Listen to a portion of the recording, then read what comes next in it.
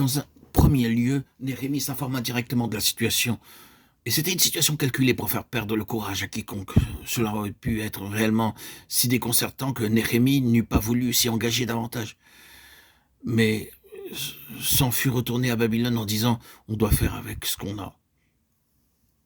Les choses ne sont pas comme elles devraient être. Elles sont absolument irrémédiables.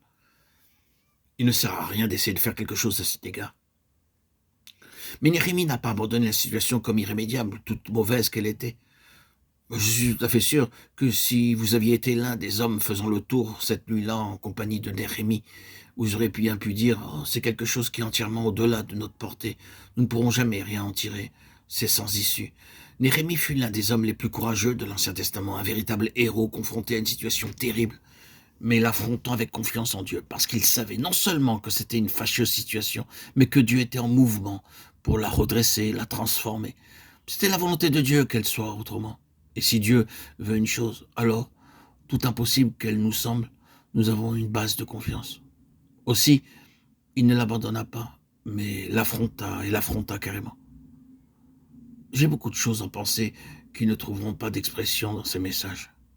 Mais en relation avec ceci, j'ai été amené à parcourir toute la Bible, et je m'en réfère particulièrement au Nouveau Testament, comme vous le constaterez en poursuivant.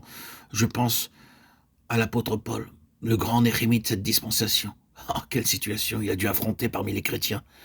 Tandis que nous lisons sa première lettre aux Corinthiens, nous ressentons que nous aurions abandonné et dit « Oh, c'est un gâchis irrémédiable ». Est-ce du moins le christianisme? Mais voyez comment de façon héroïque et courageuse l'apôtre a affronté cette situation. Il ne l'a pas abandonné. Aujourd'hui, nous pourrions être grandement découragés, nous pourrions facilement ressentir qu'il n'est pas possible d'obtenir un témoignage plein et manifeste qui glorifie Dieu en considérant combien l'Église est détruite, combien la muraille est en ruine, combien les portes sont consumées par le feu. C'est-à-dire combien tout le témoignage est déchiré, mis en morceaux et en ruine, comme pour ainsi dire, mis en morceaux, en ruine. Et que faire? Oui, la situation est déconcertante et nous devons faire face à cette question. Dieu désire-t-il qu'il en soit autrement? Dieu a-t-il abandonné son peuple? A-t-il l'intention bien plus que dis-je?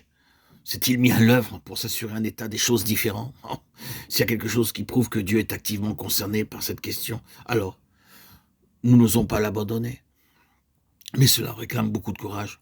Tout le courage que Dieu peut nous accorder pour affronter la situation présente. Ceux qui connaissent cela savent que je n'exagère pas. Ensuite, une fois de plus, dans son action, Néhémie en introduisit d'autres dans sa vision et son souci. Tout d'abord, c'était dans son propre cœur. Et c'était caché dans son cœur. Il ne dit rien quiconque touchant ce que Dieu avait disposé dans son cœur. C'était en premier lieu quelque chose entre lui-même et le Seigneur. Et ce ne fut pas avant qu'il eut atteint une certaine position et pris une certaine décision qui était la conséquence de son investigation qu'il ouvrit son cœur à d'autres.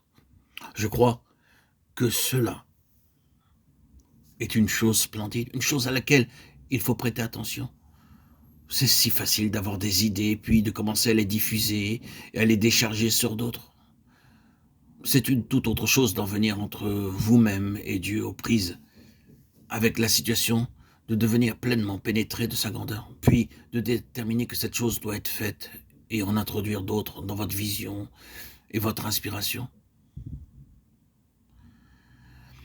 Voyez, Néhémie fut préparé à être un formidable sujet d'inspiration.